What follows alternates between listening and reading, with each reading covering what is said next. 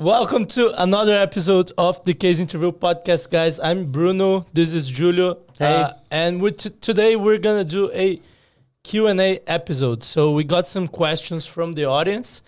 Some of them are unique. Some of them we get over and over again. So we're going to do a few questions today. And we're going to answer them for you. And hopefully that's going to be useful. Yeah. So, Julio, do you have a first question for me? I do have a first question for you. So, Bruno, here's what I got. I've heard that partners care most about fit. Is this true? Should I prepare only for fit and assume that the case will be fine? Okay, that's a good question. So, and I hear that a lot, and it's partly true. So I think people confuse the word fit. So usually when consulting firms say that, or when partners even say that, they mean something completely different from what people understand. So people understand that when they say that they look for fit, they're talking about the personal fit portion of the interview, and that they don't care a lot about the case. But the truth is, when they're talking about fit, they're talking more about professional fit than the cultural fit with the firm, for instance. Obviously, they care about this, but I wouldn't say that they care a lot more than in the first rounds. Yeah. I'd say that's quite even. What they're looking for is, are you a good fit with the profession of being a consultant? Are you going to be a good professional? Do you have chances of, rising up in your career, become a manager, eventually a partner, eventually even a senior partner that can represent the firm? So what does that mean in practice, right? In the first round, they're testing for your ability to do the work. Yeah. Especially the position that you're going to be joining. So if you're going to join as an analyst, as an associate, as a junior consultant, then they're going to test for that. If you're joining as an engagement manager, for instance, then they're going to test for more skills. But it's basically a skill test, both hard skills on the case and soft skills throughout the whole interview, not just the personal fit. The case also has soft skills elements to it, right? When you go into a final round with a partner, they already know, or they have a good evidence that you can do the job because you've been tested for that, both on the hard skills and the soft skills level. But mostly on the hard skills, right? Because the case is the most important part in the first round. And whether you got to the answer, a good structure, good analytical skills, and so on. So what they're testing for is, can you be a good professional?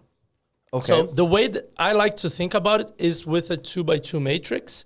So you have the case questions and the personal fit questions. And both of them, they test for skills and personal fit. Professional fit. Okay. So, and in this new paradigm, in this new way of seeing the fit, then yes, they do care more about the fit. So let me give you a few examples.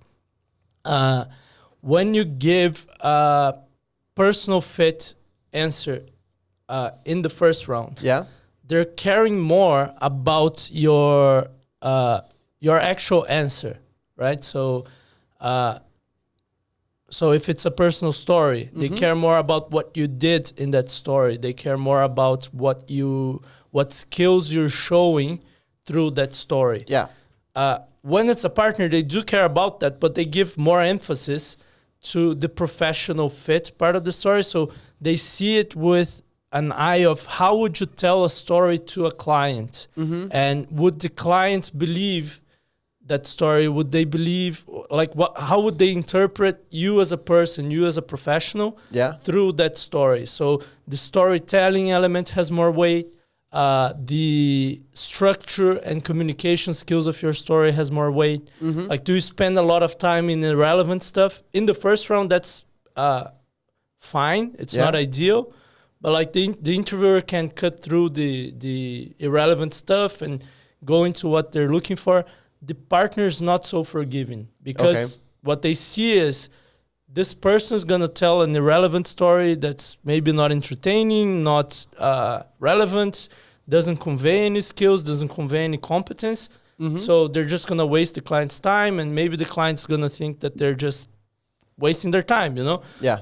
On the case, which I think is the most interesting part, again, you have the competence stuff, which is, can you structure the problem? Can you solve the analysis? And that's already tested. So they sure are going to retest it to see if it was actually well tested in the first round. But they're also looking for a professional fit in how you solve the case. A few examples. They might give you a poorly scoped problem. That's very rare in the first round. But in the final round, they might give you a problem that they don't give you an actual objective. They don't give you a full assessment of the client situation.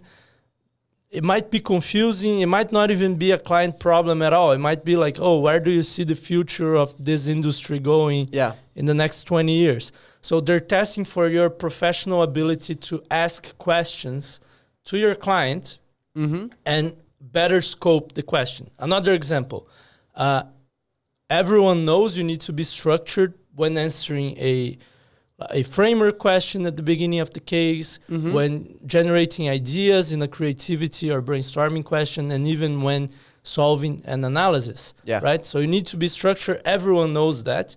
In the first round, they give you time to structure. You might need to ask for that, but they will give you time to structure because they want to see if you have the competence, the skills to structure the problem, right? In a final round, they might ask you not to use paper. And a lot of candidates, it's curious, they interpret this as, oh, then I don't need to be structured. But it's quite the opposite. You need to be as structured as if you had paper. But what they're testing for here is, are you naturally and fluently able to structure the problem? Like, do you do that naturally, even if you're just talking to your clients? And obviously, most times you're talking to a client, you're not going to stop, hey, I need a couple minutes to structure this, right? Right. So they want to see if you are a structured person rather than are you a person that can be structured when they get the right setting. Yeah, but it's not as intrinsic as you put it, because you can train for that. You can practice for that.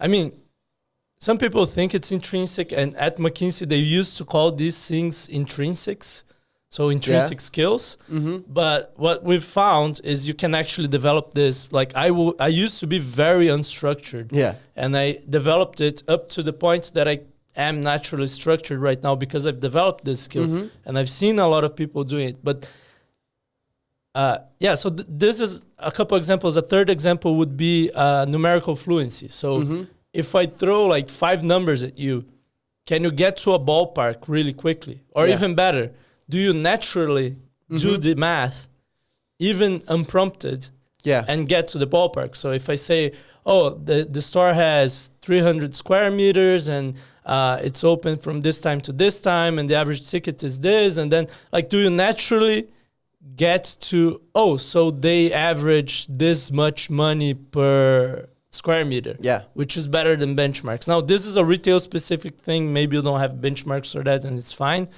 But that's the kind of math that consultants naturally do, even when unprompted. Like, they're curious numerically and fluent enough to do these, like, 2-3 operations, math equations and operations in their mind that the partner is seeing if you're able and if you naturally do it.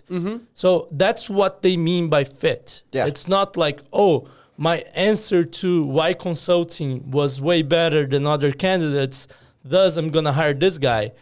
Like, it doesn't really matter if the intuitive things, like the things that are below the waterline in the iceberg analogy, if they don't match. So that's what they mean by they look for fit more than in the first round. And if you want to call that fit, I'm fine with that. But it's not what 95% of candidates think it means. Like, the case is as important as the personal fit in the final rounds as well. but they're looking for different things which are more related to professional fit than your core skills and competence to solve the case. Yeah. So it's more like, are you solving the case as a consultant would versus did you get the answer and even the process right? All right. Makes sense. Yeah. Okay. So I have a question for you that's been asked a lot of times to us. Okay. We probably get this question every week or so. Yeah. Why is your free course, in case our free course, free? And what people say is, and I've heard from a lot of people, if it's free, like if it's so good as you guys say, why would it be free, right? Yeah. There's a dissonance there. Yeah. And a couple of weeks ago, we got several new reviews in the course, and a lot of people were saying things like, this is so good, I don't know, why aren't you charging for it? We get emails saying that, even saying, can I donate money to you because this course helped me so much and I got an offer.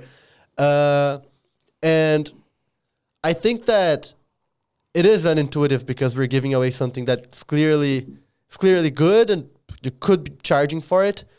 And the reason it's free is not so rational as you might think. Yeah. So it's more of historical. Yeah. Basically, when we created this course, it was when we transitioned from the coaching business to the courses business, right?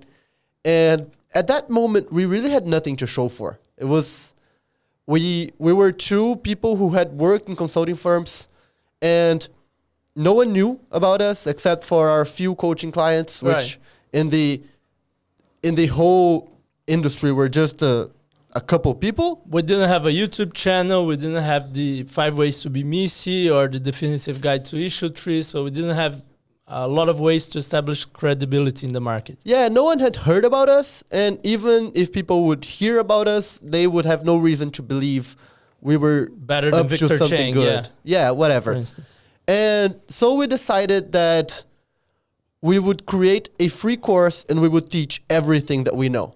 The idea behind that was establish credibility and give people a reason to listen to us. Yeah. And even to recommend us. So they would, it was kind of a build it and they will come mentality. Yeah. Which then we had to distribute, of course. But the idea was teaching people everything we knew so that we would establish credibility without, name dropping or whatever, which is what most people do out there. Yeah. And it worked. People enjoyed the free course. People started getting offers using it. And so we decided to, instead of charging for it and making a business out of that course, we decided to sell advanced course and make a business out of the people who wanted more. Yeah. But still keep helping people with that course. And I guess in a way, this is still not a rational move necessarily. It's a move of don't touch on what's working, Yeah, I guess if you want to put in business terms, because a lot of people are skeptical, like, people do their thing for their own reasons, and people don't believe in just people being nice to each other, I guess. So if you want to put in business terms, I guess it's a branding play. Yeah. Like more people will hear about us and know our teaching style and see if they like it before they buy a premium advanced course. So it makes the sale of these paid courses easier because people already know that the content is good, that it's different from everything out there. So I guess you could put in those terms. But yeah, basically, I agree with you. It was a historical thing that when we started, we didn't really have any credibility, any way of getting our message out there. And we thought this would be a good idea to, get some word of mouth. And the course still gets us word of mouth. A lot of even consultants at McKinsey, BCG, Bain, they recommend our course along with, traditional books and resources like that to their incoming candidates. which is good for us, right? And Yeah. I agree. Like it's not, but the one thing that I say in the email that we send when you join the course, the free course, is treat it like a $300 course. Yeah. Because it could be like we could charge for that and people would pay. And we've had quite a few candidates saying that they've used other paid platforms. I won't mention their names here, but you probably know what I'm talking about because there are not many. Other paid platforms that maybe their university makes available to them and etc. Or maybe they even paid for it. Mm-hmm. And they say our free course was better in terms of bringing their performance to another level. So I think that there's a hidden question. Like there's a question behind the question too here, Julio, which is like how do you guys make money out of this, right? Because if you give everything that you know for free, like you guys must make money and get a living somehow, right? Yeah, and the answer to that is very straightforward. We sell advanced courses. So we teach all of the skills on a basic level, even intermediate level in the free course. But to get intense practice in one of the skills and to get a lot more techniques for each one of them, you really need to join the paid courses, the advanced courses. Yeah, so if you want to be top 1% in structuring and you have trouble with that, you can join our structuring course. Same with analytics and estimations, right? Yeah. I think one thing that is important for people to be aware of is our paid courses depend on you having done the free course, or at least the parts of the free course that are related to that. So if you want to join the structuring course, we recommend everyone to go through at least the structuring modules of the free course because the paid courses assume that you've already internalized those concepts. And I think that's important so people... like if you want to check our stuff out, go through the free course first, and then if you want to join the other ones later, you're more than welcome to. Yeah, that's a good point. Now let me bring up another question. This one's for you. Okay. So I'm a rising sophomore at HIPS, HYPS. I don't know what this is. Probably a university or something. I think it's maybe Harvard, Yale, Princeton, Stanford, maybe. Okay, I can buy that. Maybe. I don't know what this is. Sorry. Very interested in MBB, which is McKinsey, Bain, BCG. Yeah. How long in advance of interviews do you think I should start preparing? I want to be well prepped, but I want to peak at the right time. How long in advance do you think you should start prepping? They don't want to peak. They want to peak at the right time. Yeah. Okay. That's interesting. So I think peaking is kind of a myth. I wrote this article way back then called the over-preparation myth. Yeah. Because you hear a lot in this case prep circles that, you shouldn't be over-prepared. And a lot of interviews say that to candidates, even as feedback. Like, oh, you were over-prepared. And people have a misunderstanding of what that means. I think even some interviewers do. Because most interviewers are not like case prep experts, right? They're just doing their jobs and then HR calls them and like, oh, can you go to room 105 and interview this candidate? And they're like, fine, I'll go there. And like they have 5 minutes to prepare. So over preparation, when they say that, it means basically that you've memorized a bunch of stuff, like 14 frameworks and, certain word scripts that you must say, like when you start, like when the interviewer gives you the question, you're like, oh, that's an interesting problem. Yeah. Can I have 3 minutes to structure this? And I'll come back to you. These little scripts that help a lot in the beginning when you have no idea what you're doing. And the frameworks also may help in the beginning because you can start doing cases and then you can get into the flow of doing cases. But if you go into an interview still doing that, you're going to come off as over-prepared. Yeah. Now, I don't think that's a precise word for that. I think you were poorly prepared because like you don't know what you're doing. You're just repeating stuff, right? And that may be a fine first step of learning. Yeah. But it's not how you perform. It's not how you become outstanding, right? Yeah. So I think peaking is a myth if you prepare the right way. So an analogy that I like to give is, say you're a partner at a consulting firm and you have 12 years of experience in consulting, in solving clients' problems, right? And then for some reason you have to do a case interview. Like you're the candidate, right? Yeah. You're in the candidate role of a case interview. Do you think this partner would perform option A, poorly, option B, okay, option C, outstandingly? Yeah.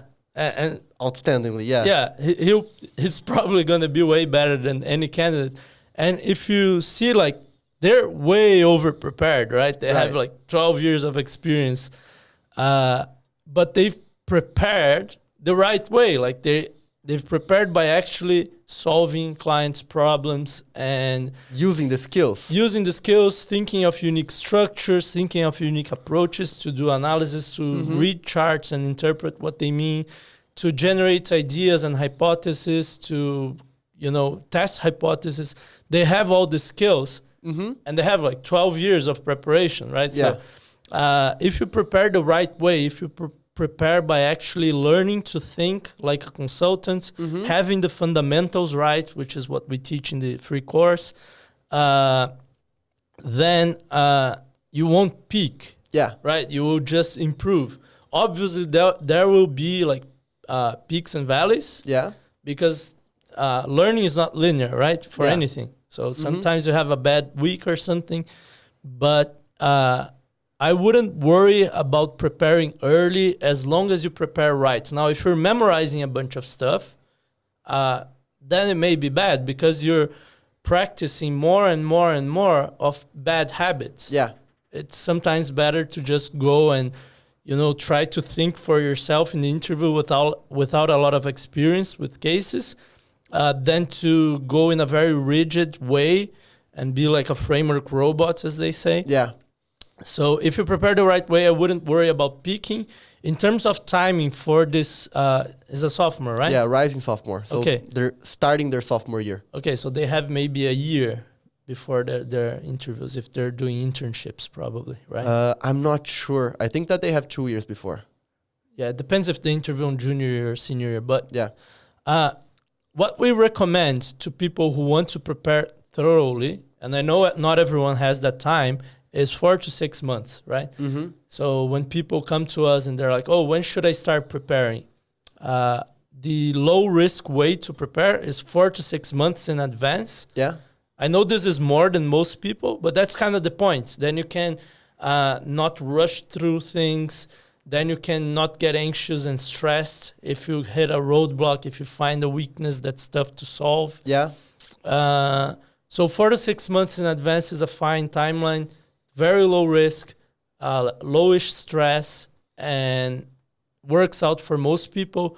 Now, if this person wants to prepare like a year earlier, there's a way too, which I think is nice, which is instead of like doing cases like you would in a 4 to 6 month timeline, doing cases and drills and techniques, what I do is, if you're preparing a year in advance, I know this is like a few percentage of people, but some people want to do it in a slow pace, right? So what I would recommend is to learn estimations, brainstorming, frameworks, and hypothesis testing. And you can learn all that in our free course for free. Learn the proper technique for those 4 things. I wouldn't worry too much about analysis and charts for now. Yeah. And why these 4 things? Because these are 4 things that you can use in day-to-day life. So you go, I don't know, eat some ice cream with your girlfriend or boyfriend. You can estimate the revenue of that ice cream shop, right? Yeah.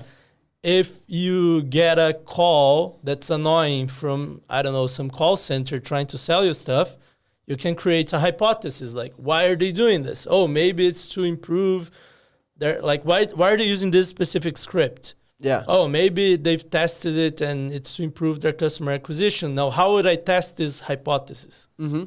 maybe it's not the best example of a hypothesis here. That's okay. But you get the idea. So you can do these mental exercises with framework. Same thing. You're reading the Wall Street Journal or some newspaper, and you've just heard that, I don't know, the government of some country is experimenting with Montessori public schools. Yeah. Like you can create a framework. Like, how, like, does it make sense to create Montessori schools in the public school system for this country? This could be a framework question for a case, and then you can try to structure that and infer how they made that decision. And the other one was estimations, frameworks, hypothesis testing, and brainstorming. Brainstorming is another good one. So let's say that some company, some business that you interact with, they want, like, you see that they want to do something, but they don't know how. Yeah. You can generate ideas in a structured way for how to do it. And that's one way to prepare way in advance. You learn these 4 skills. The proper technique for them is important. If you just freestyle it, you're just going to learn bad habits in terms of getting an offer in consulting. But then after you learn this, you can just implement this in day-to-day life, and you will start thinking more and more and more like a consultant. Eventually, when you start doing cases, you will have these skills very natural to you. Like they'll feel like they were like, you'll feel like it's natural, which is way nicer than trying to cram it all like in a short amount of time. Yeah. Okay, got it. Okay. Anything you'd add? No, I think that's it. You went far beyond. Okay, cool. So I have a question for you, Julio. Okay, let's go. So the candidate says, my main obstacle during preparation is when to start preparation. I'm hesitant to start before getting an invite for an interview because all that effort will go to waste if I don't. So my current approach is to only start preparing when I get invited to an interview. What's your advice? So it's kind of the opposite of the last question, isn't it? Yeah. So this person doesn't want their time to go to waste. Yeah. I think that's a fair concern. I wouldn't want to study for a test for a discipline that I'm not yet taking. Right. In this specific case, though, this is not a university discipline or test. So here's my way of thinking about it. This is basically risk-reward calculation. You're going to be spending some time preparing, and then when you get your interviews, you're going to be competing with a lot of smart people who also had to make this decision. Some of them are going to decide not to prepare before. Some of them are going to decide to prepare before. Some people have gone through the process before, so they have already done a full preparation round before. Many people have gone through the process before, have gotten rejected and have tried again, and then gotten in. So yeah, there's many people who are also in that situation. So it ends up being a risk-reward calculation, and it is for something that's a little bit bigger, maybe a lot bigger than passing or failing a single test, because you're joining a career that's theoretically going to help you a lot. Yeah. Now, this is a simple answer, but there's a nuance to it that I think is more important, and that is your time really going to waste? Mm-hmm. Now, take into account that we help people prepare for case interviews. So obviously our bias is towards preparing. We're very biased. We're very biased, but still. But we also have a lot of experience under our belts, right? We've seen a lot. We've seen a lot, and we've seen something surprising a lot. There's even an example for this that I didn't tell you about before. Just happened yesterday. So what we've seen a lot is people report to us that they will improve at work while preparing for their case interviews. Yeah, so I hear that a lot. They do. I've heard people say that they started running more efficient meetings. I've heard people say, I've heard someone say that they did better in their final exams in their medicine course. I read that review a couple days ago. Yeah.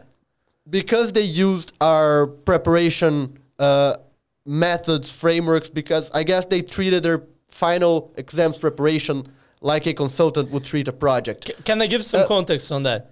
Yeah, sure. So when you're in medical school, you're going to specialize. You have these interviews, and basically it's a case study as well, right? Yeah. Oftentimes, I guess that's what happened to this person. So the senior doctor, I don't know how they call it, like the attending doctor, they give you a case and they're like, how would you solve this? Yeah. Right? And obviously business frameworks, business concepts, like they have no place there. But if you're able to structure your hypothesis and create a test for each one, and my parents are doctors, yours are too, so we kind of know what we're talking about. Like if you're able to structure, like what are the hypotheses for this, for the symptoms, and what is the different priority levels, and what are the tests, and how hard is it to run the tests, you can probably find the most efficient path for the diagnosis, right? Yeah. And in a way that maybe doctors who know a lot of medicine but haven't been trained in structured thinking, they can't do it as efficiently. Like they'll say, oh, the first thing I do is this. Okay, now the results are this. What would you do now? Oh, now I think this. So it's more unstructured. Yeah. So yeah, that's my guess on what went right for this person. Yeah, could be. Just to give some context to the audience on how case interviews may help a medical doctor. Right? Yeah. Sure. There are many ways that they could help, I guess. Yeah.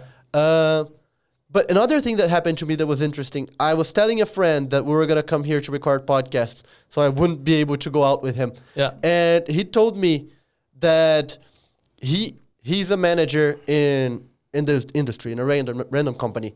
And he tells everyone that starts working with him, the analysts, to go through the analytics parts of our free course. Cool. So that they are more ready to make models for him and discuss the models beforehand. This friend, I went out with this friend for lunch maybe 5 years ago, and I told him about our approach to analytics.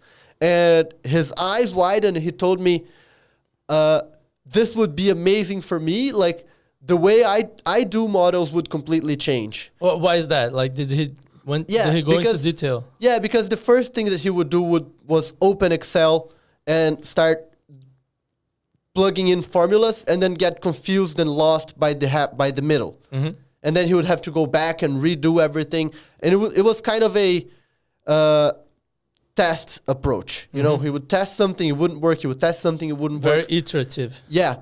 And then with that, I was explaining to him how before you do anything, you create a structure and you talk about that structure, that method, with someone else. In case interview is an interviewer. Right. But it could be with his boss who asked him to do the analysis. Before even opening Excel. Right when you get the analysis, right? His boss would tell him, do this, and he would create a plan and discuss it. Right. And that's why he said it would change everything, because it would save him so much time. Yeah. But then we never talked about this again. Okay. And now, yesterday, we were talking, and I told him about this, and he was like, yeah, that time, you told me that one thing about analysis, and now I tell everyone to go through your free course before they start working with me. Interesting. Yeah. So there are X interview benefits. Yeah, for sure. So your time is not really going to waste.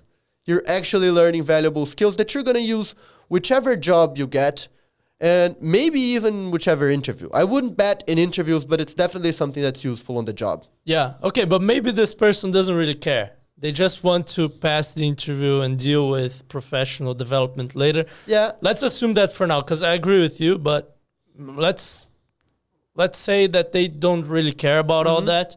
They just want a good job. Should they still wait for getting a first round invitation before preparing or not? Again, it's a risk-reward calculation. It really depends on how much that time is worth to that person and how much getting the job is worth to them. Right. But I personally would still start preparing before. If I was going to forget everything that I learned in preparation afterwards, I would still start preparing before, mostly because you're competing with really high-quality candidates. Yeah. So your chances are slim. Before. Yeah, who were preparing before. Many who have prepared for a year because they had tried in the previous year. Yeah. So your chances are really slim if you wait until you only have 2 weeks. Yeah, I have a few heuristics for this. What are they? So one is, what are your chances on getting the invitation? For example, if you're in a top MBA program, you're very likely to get an invitation to interview with some firms. Yeah. So might as well start preparing earlier, because, otherwise then you're actually wasting time, because you knew with like 90% certainty that you'd get an invitation. Yeah. And now you're putting yourself in a situation where you're less likely to get the job because you haven't prepared earlier. So that's one. The other one is, if you don't get the invitation, will you try again in the future? Mm-hmm.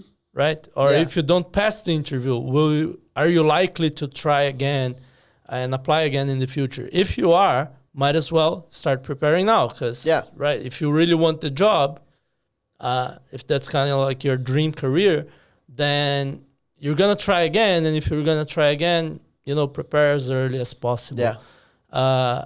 And the third one is, this is less a heuristic and more like a logical analysis of the situation. So if you think like there's 100% of candidates, like how many of them start preparing after they get an invitation? Mm-hmm. It's probably 50% of them. Okay. Right?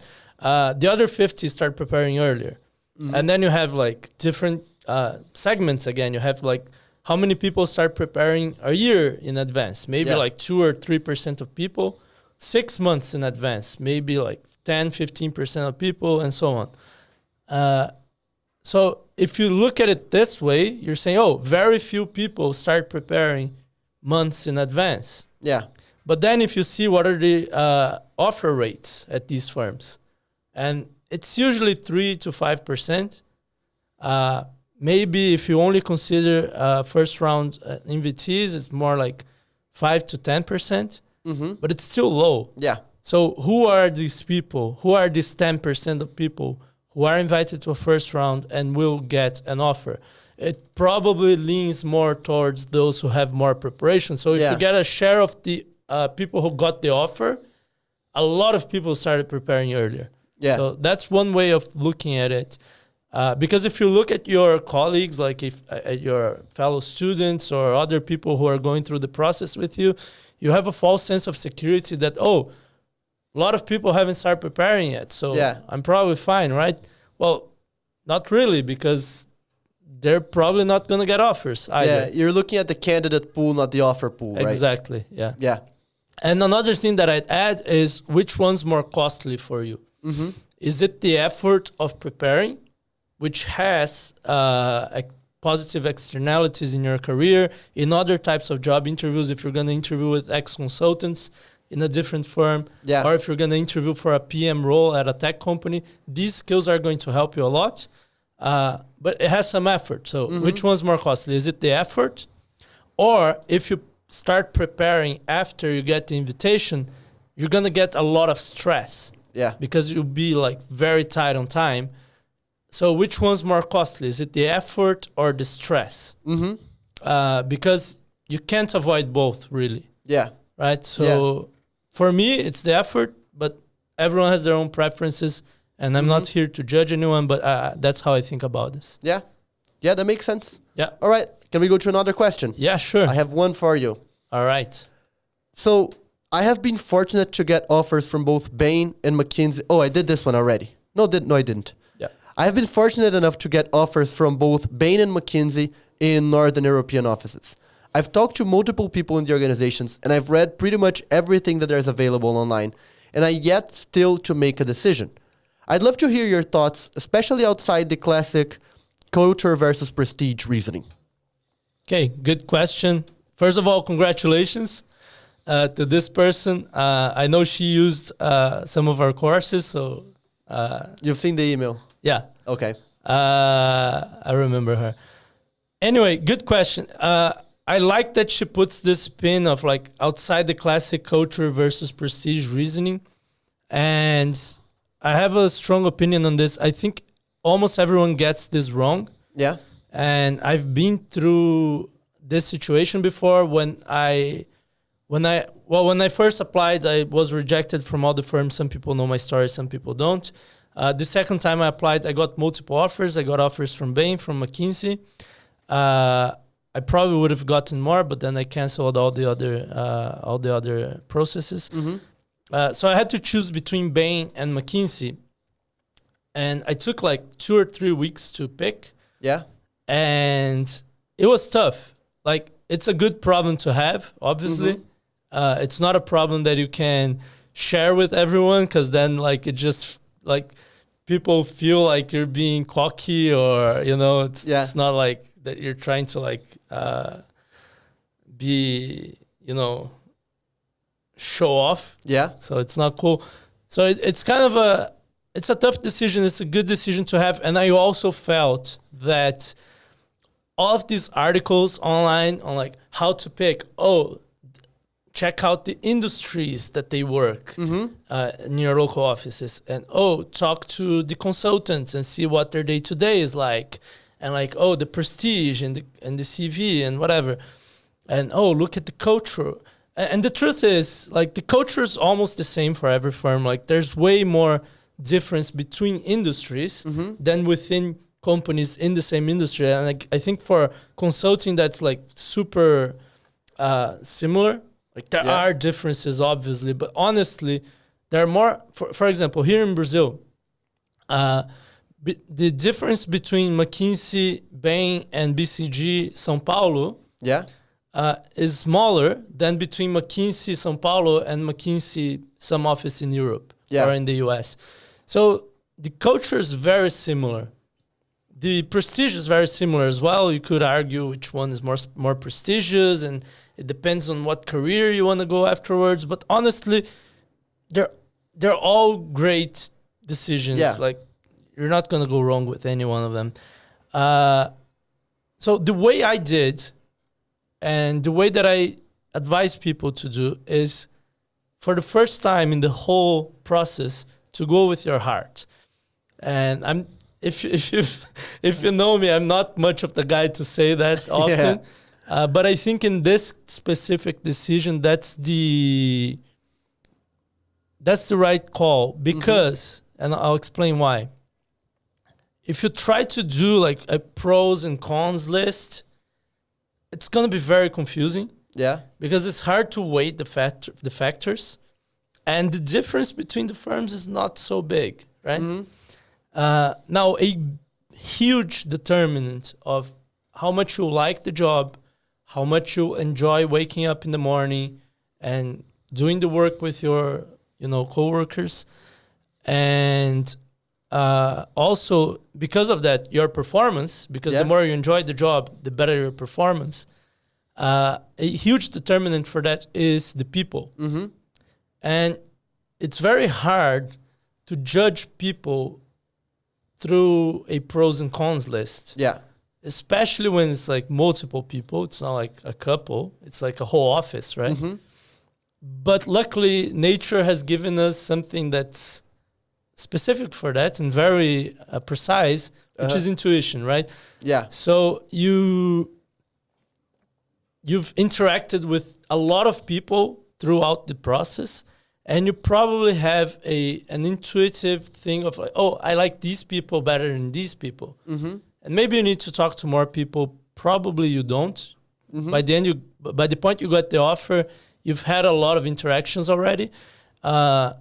So where does your intuition point you to in terms of people? Like, which people did you like better? Yeah. And in my case, the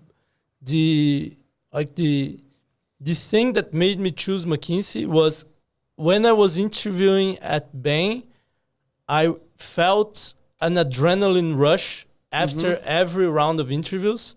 Like, I drive my car home faster. Yeah. It's kind of funny. Like, I'd be more intense in traffic, and it would take me a few hours to win that off. Yeah. And when I interviewed at McKinsey, I'd feel calm afterwards. So, and I'm not saying this is like Bain is intense and McKinsey is calm. Like, I wouldn't go with stereotypes at all, because you can say, Bain is a more collegial culture and McKinsey is a more formal culture. And in general, I guess that's true.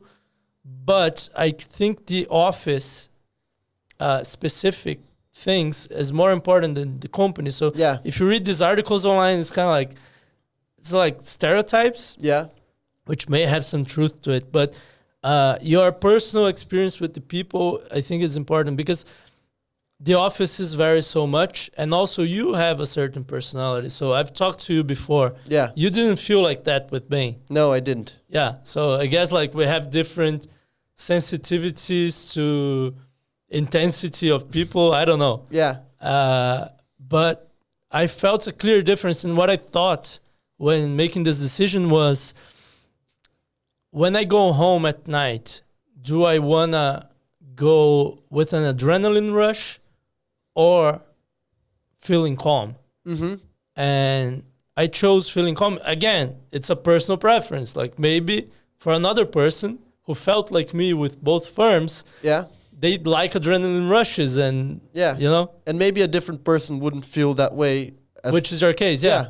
So I think it's very personal, but your intuition tells a lot. So that's how I would pick between multiple offers. All right. Go with your heart. I like it. Go with your intuition about the people. Okay. Trying to be more specific. And again, congratulations to you for having gotten multiple offers, and you can't go wrong. Yeah. It's a small optimization problem. It's like Yeah. pizza or hamburger or whatever. I don't know. I like both. All right. Great. That's it, right? That's the last question. So glad you guys watched the episode through the end, and I hope these were helpful for you. Yeah.